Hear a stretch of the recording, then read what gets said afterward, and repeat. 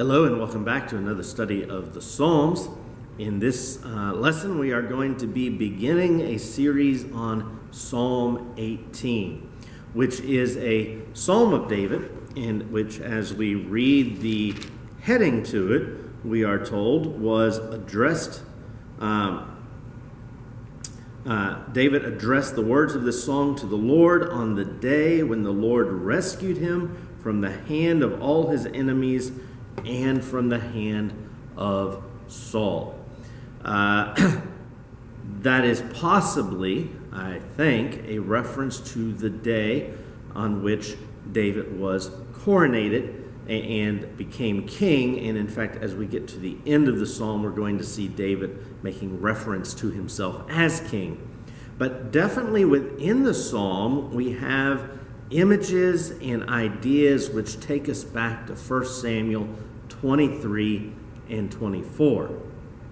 And there, David, running away from King Saul, was hiding in the rocks, in the caves, in the wilderness. And David was hiding there in order to not have to fight Saul, and he was seeking refuge. And so the psalm refers to rocks and fortresses, and that's likely what it's referring to. And these caves and rocks in the wilderness were crevices and crags where wild animals lived, but also some of them large enough to house companies of men. As we break the psalm apart, we're going to look at it in about 4 parts, and this particular lesson we're going to try to focus on verses 1 through 19. As we start the psalm, in the first verse, I love you, O Lord, my strength. And here we have the theme of the psalm, and the theme has 2 parts to it: David's love for God and God's strength, which he gives both to protect and to save. Now, the majority of the psalm focuses on the second of those 2 ideas, that God is a rock and a fortress and a savior for his people. But the overarching purpose of the psalm is to reflect the love of David. And this love is a love that flows out of trust in God.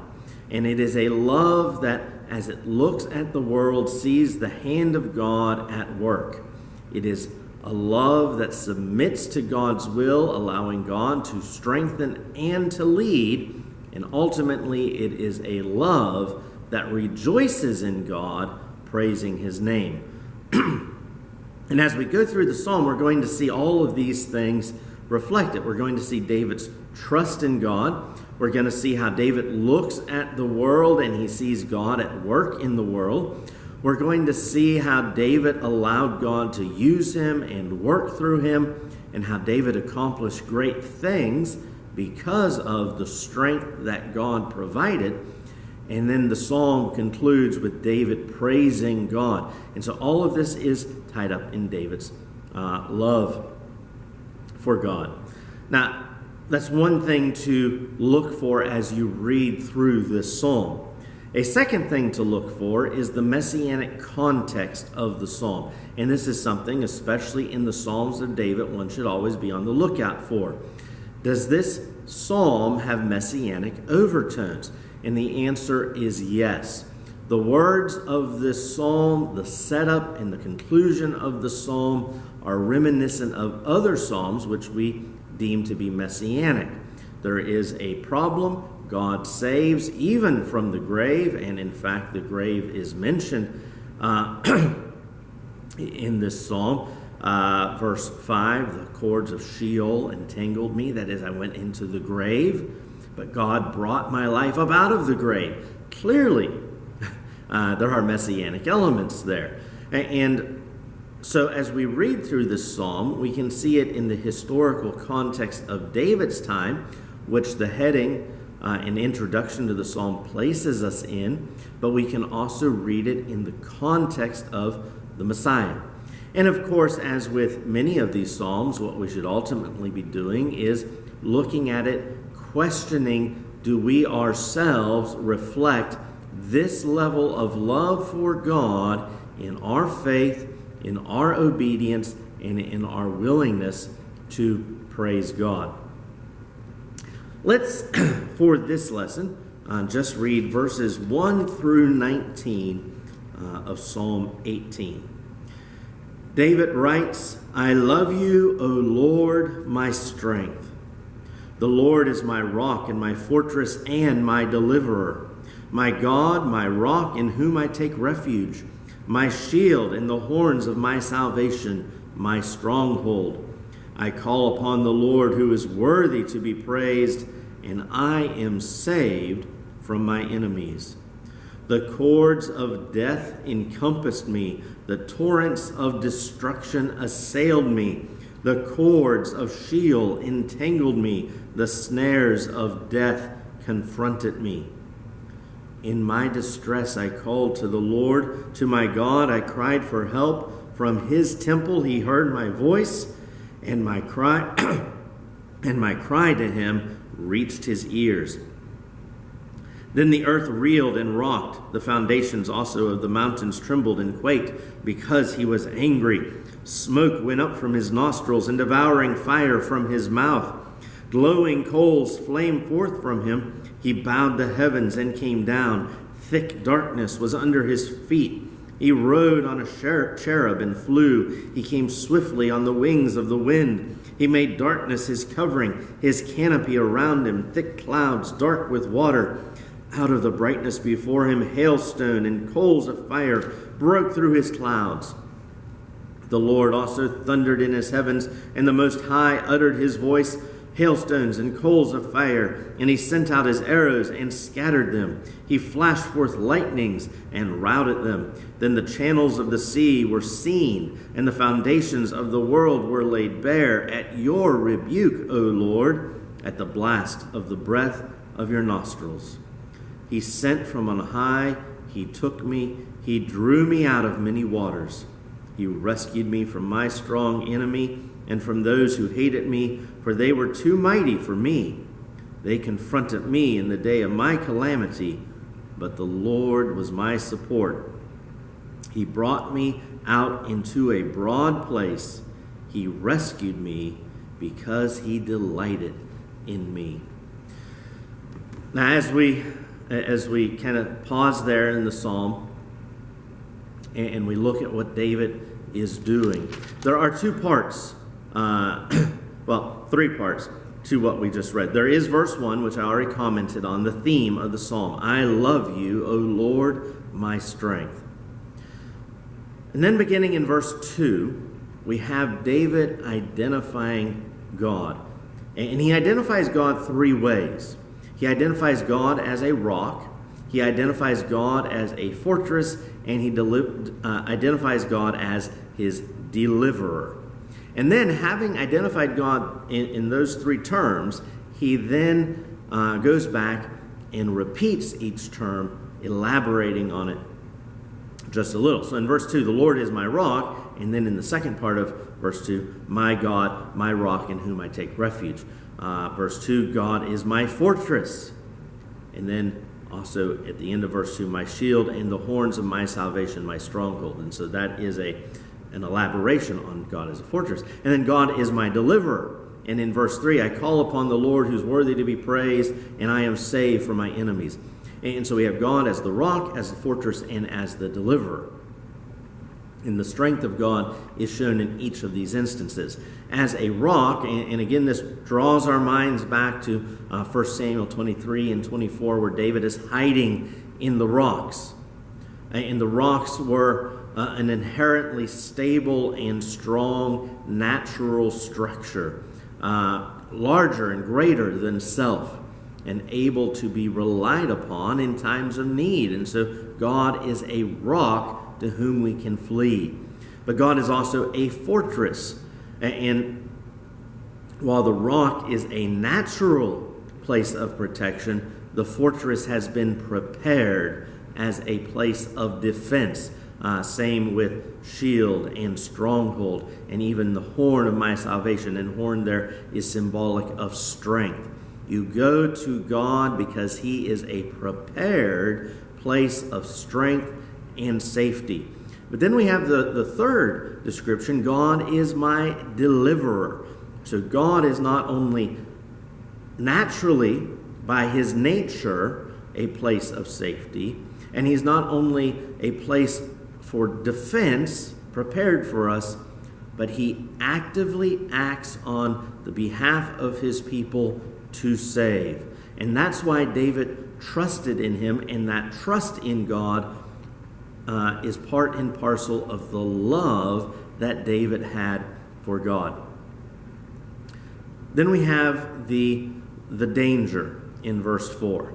The cords of death encompassed me, the torrents of destruction assailed me. And so here David is on the verge of death. And the reference of Sheol is a reference to the grave. And again, we have that messianic element where Jesus literally was killed and buried in the grave. And there are, in fact, as well, some echoes of this psalm in Jonah's prayer in Jonah chapter 2, where Jonah descends into the deep and the watery grave surrounds him, and he goes into the deep places of the earth. And Jesus, of course, famously referenced the prayer in Jonah 2 as a prophecy and a foreshadowing of his resurrection. But here we also have the same language being used and the same imagery. And so again, it's easy to see in verses 4 and 5 and 6 that reference to the grave and the tomb of Christ and God hearing his cry and saving him. But when there was distress, David called to God, and God in his temple heard. Now, as we move then into verses 7 through 19, it's important to understand what we have here. We have a poetic picture of God riding to the rescue. And it's not like God casually comes in to save David. No, God's sitting in his temple. He's there on his throne, and he hears David crying, and the image is God immediately springs into action, and the earth quakes, and God kind of charges into the situation, surrounded by clouds and lightning and hail and thunder, and he comes in riding on a cherub and surrounded by darkness and storm clouds, and he thunders, and he reaches the earth powerfully, and he deals with the situation. It's not a casual thing. Now, as we go back and literally and historically look at David's situation and how God acted, there weren't great storms or clouds or any such thing. What we have here is an instance of what we might call apocalyptical imagery.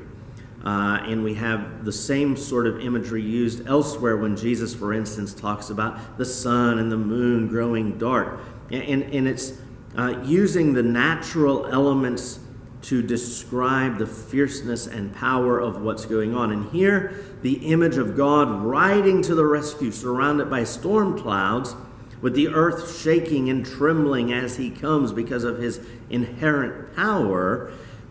It's a powerful image of God in action. And we're not supposed to look at the world and expect every time God acts it's going to thunder and lightning. But rather, anytime God acts and we look at the world, we can see and know by our faith in our love of God, we can see his hand at work. And so that's what David's doing here, is in his love for God, he's trusting God, and as he is saved, he sees the hand of God at work. And so you have all that power that is God's coming in to help one man, David, in his situation.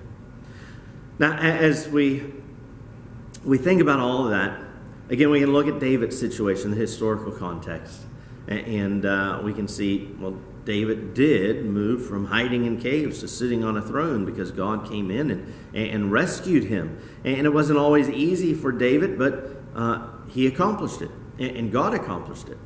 And we can look at the messianic context. Jesus died, he was buried, he rose again. God came and very powerfully acted in the world. As we kind of close out this particular meditation, though, we need to ask ourselves, in our love for God, are we seeing God as our rock, our fortress, and our deliverer, so that when we have problems, we call to him?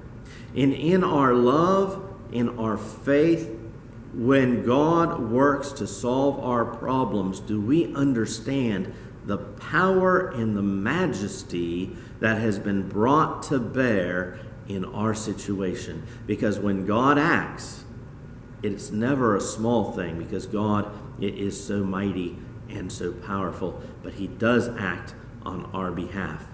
If we'll trust him and we'll conform ourselves to him and we'll call upon him. For all who call upon the name of the Lord will be saved.